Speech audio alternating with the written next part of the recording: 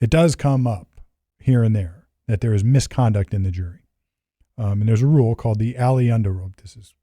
We're way in the weeds, but Aliunda, I think Alliunde, or maybe one L.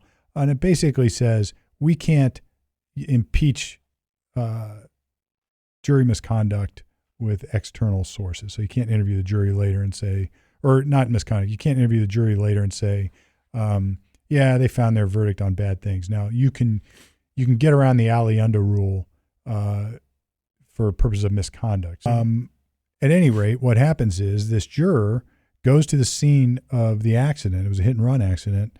Goes to the scene of the accident they're describing. Well, it turns out he was involved in the hit and run accident in some way. Somebody else was charged for that conduct that the juror had committed. That's, clearly that's a problem. Yeah. And the Aliunda rule would not prohibit that from being exposed. But a common thing might be that a juror went to the scene of a crime and brought new evidence into the deliberation room. Well, that's not proper. Everybody would agree that's not proper. That would be misconduct. And I think that would probably be outside the Aliunda rule, which otherwise would prohibit impeaching the jury verdict.